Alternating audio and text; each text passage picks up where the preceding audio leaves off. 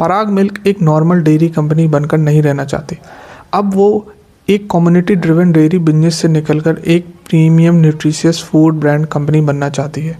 और अगर ये बेट सक्सेसफुल हुआ तो ये स्टॉक मल्टीबैगर कंपाउंडर बन सकता है, और अगर फेल हुआ तो ग्रोथ के साथ मार्जिन दोनों कोलैप्स करेंगे। इस बिजनेस में कोई मिडिल ग्राउंड नहीं। अक्सर लोग बोलते हैं जब भी कोई कंपनी ब्रांड बिल्डिंग पर फोकस करती है तो वो मल्टीबैगर स्टॉक बन जाता है, लेकिन ये आधा सच है। ब्रांड तभी वैल्यू क्रिएट करता है जब उसे प्राइसिंग पावर और रिपीटेड डिमांड मिलती है।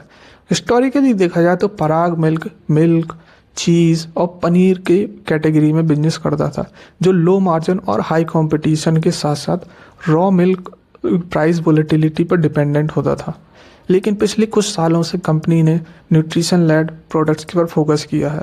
ये कोई मार्केटिंग का खेल नहीं है, ये पूरा बिजनेस मॉडल का चेंज है। अगर बिजनेस परफॉर्मेंस की बात करें तो Q2 में कोर कैटेगरी का ग्रोथ रेट 14% रहा है, जो एक स्टेबल ग्रोथ रेट है। लेकिन असली सिग्नल आता है प्रोटीन लेड प्रोडक्ट से, जहां ग्रोथ रेट 79% रहा है और रेवेन्यू कॉन्ट्रीब्यूशन अब 9% हो गया है।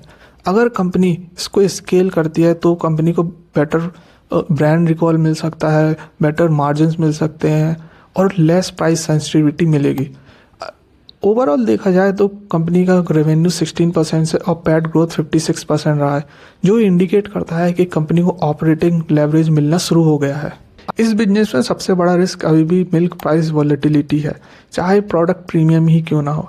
अगर कंपनी अपने कॉस्ट को एब्जॉर्ब नहीं कर पाई तो प्राइसिंग पावर डिले होगी और मार्जिन्स पर इम्पैक्ट पड़ेगा, और इसकी वजह से जो भी कंपनी प्रीमियमाइजेशन की ओर जा रही थी वो उतना इम्पैक्टफुल नहीं रहेगा। ये जो 3 मैट्रिक्स जो ट्रैक करने हैं, वो पहला है न्यू कैटेगरी का रेवेन्यू शेयर। अगर रेवेन्यू शेयर इंक्रीज होता है बट कंपनी मार्जिन डिफेंड नहीं कर पाती है तो मार्केट इसको पनिश करेगा। दूसरा है मिल्क प्राइस वॉलेटिलिटी और ग्रोस मार्जिन का रिलेशनशिप।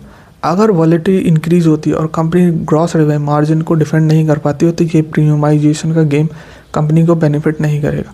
और तीसरा जो सबसे इम्पॉर्टेंट है, कोर कैटेगरी का रेवेन्यू ग्रोथ। अगर रेवेन्यू ग्रोथ स्लो होती है तो शॉर्ट टर्म में हो सकता है जो न्यू प्रोडक्ट कैटेगरी का रेवेन्यू है वो इसको रिप्लेस ना कर सके। इन्वेस्टमेंट के पर्सपेक्टिव से देखा जाए तो पराग मिल्क एक राइट डायरेक्शन में है, लेकिन अभी भी इस कंपनी को एटलीस्ट 2 क्वार्टर तो ट्रैक करना ही होगा, और यही 2 क्वार्टर डिसाइड करेंगे कि ये कंपनी फ्यूचर मल्टीबैगर कंपनी बनेगी या फिर एक बेटर मार्केटेड डेयरी कंपनी बन के रह जाएगी।